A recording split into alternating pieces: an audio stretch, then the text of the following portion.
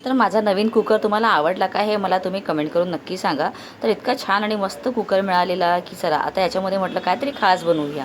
तर खास करत करत 8 दिवस काढलेले म्हणून आज म्हटलं की याच्यामध्ये मस्त ना असा फोडणीचा भातच करूया. तर दुपारच्या वेळेला क्लासहून आली ना तर मला आज बनवायचा होता थोडासा भात. तर जाताना तांदूळ वगैरे काढून ठेवले होते. येऊन लगेच कांदा कट करायला घेतला. कांदा टोमॅटो वगैरे कापून घेतला.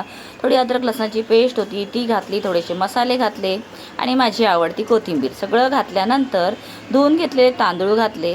याच्यामध्ये मी 3 पटीमध्ये आता पाणी घातलेलं आहे कारण मला हा बनवायचा आहे अगदी खिचडीसारखा नरम. कारण दुपारचं जेवण आहे आणि ना बाहेर ऊन खूप आहे. दह्याबरोबर खायचं होतं.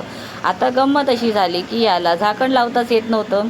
तर म्हटलं काय करावं. शेवटी ना इथे शिटी काढल्याबरोबर झाकण व्यवस्थित लागलं आणि एक्झॅक्टली जसं मी दुकानामध्ये केलं होतं त्याच पद्धतीने मला करून पाहावं लागलं. चला आता माझा भात मस्त एकदम 4 शिटीमध्ये झाला. पण मला असं वाटलं की 1 शिटी अजून व्हायला पाहिजे होती कारण नवीन कुकर आहे. अंदाज नवीन कळत नाही.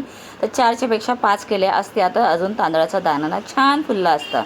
पण चला एनिवे भात मस्तच झालेला आहे. त्याच्याबरोबर दही, थोडीशी पचडी आणि लोणचं असं सगळं घेतलं.